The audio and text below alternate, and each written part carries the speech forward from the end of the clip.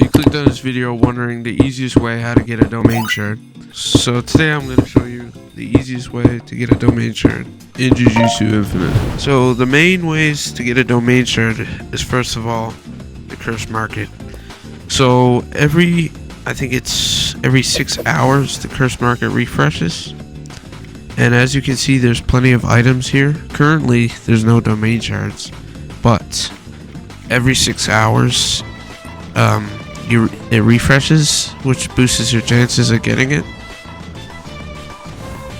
Which is the way I got my domain shard and my other domains.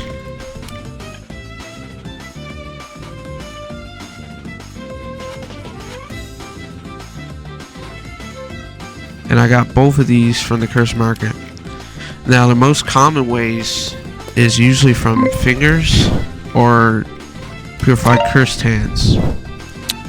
Now you can get both of these from bosses and mainly item notifier.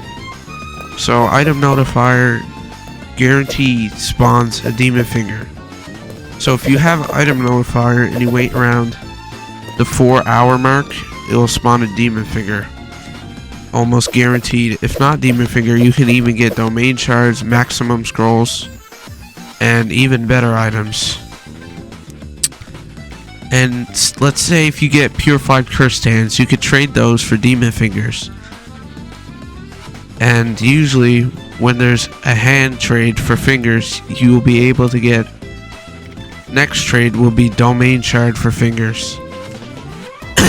It's usually around 50 fingers for a domain shard and 4 to 5 hands for a domain shard. Now, for my second way of getting, the domain shard would be bosses. The bosses I would recommend is Finger Bearer, because it's a quick and easy boss, and one of the best bosses if you want to get a domain shard quickly. I recommend doing it with 3 to 4 players so you get more chests and better luck. And yeah, that's basically the two main ways of getting it. And for the last way of getting domain shards, let's say if you do have item notifier and you do get like an item like vengeance or I don't know, something rare, you could end up downgrading that to fingers or hands and keep waiting for the curse market, which usually gets you a domain shard. Or you could try trading those items with other items you may have, like demonic robe, any rare weapons, and even the winter items, which is quite rare. For bosses, if you want to do them longer and you have a good PvE build, you could also do Sukuna, because he has a max 20% higher chance for unique drops, which means domain shards and maximum scrolls are a lot easier to spawn. Let's say you do have item notifier, you could use the skills to get it drops quicker if you're server hopping.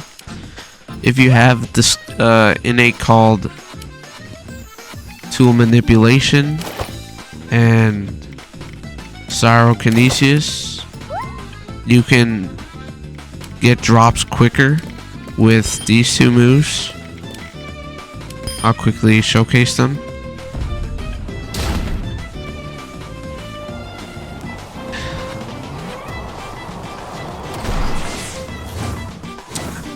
So this is the brew move. As you can see, it's very good for movement. So if you're in a race between players to get a drop, this is very good to have.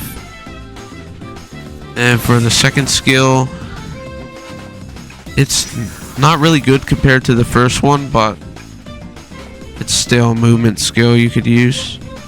There are weapons like Impossible Dream with also movement skills that I don't have. But as you can see, Blood Sword and Inverted Spear of Heaven as a movement skill.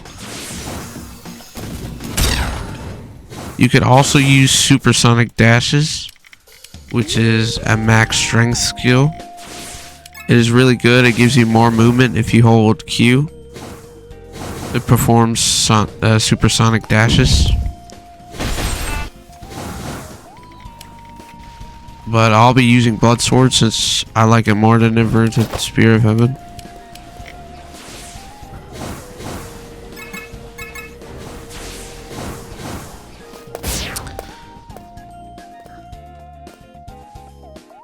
Now, the reason why I would recommend Finger Bear Farm over Sukuna if you don't have a good build or a domain is that the difference between the two is that Sukuna has a domain expansion and Finger Bear doesn't, so Finger Bear is a lot easier the farmer,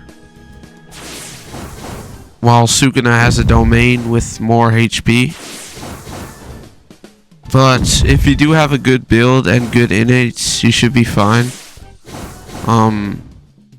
He's quite easy to solo, but it's just obviously takes more time. It's worth it in my opinion because it gives more luck for uniques, which if you want a domain really badly, I would probably do him over Finger Bear. As you can see, the Santa boss spawn, that's where you can get some good drops that could possibly get you closer to trade for a domain shard.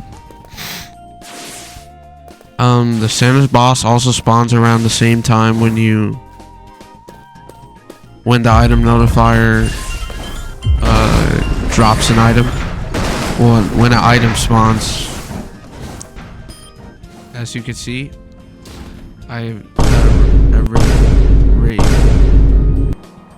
As you can see, a Raven Axe spawns, which is actually quite good. This will be my 4th one.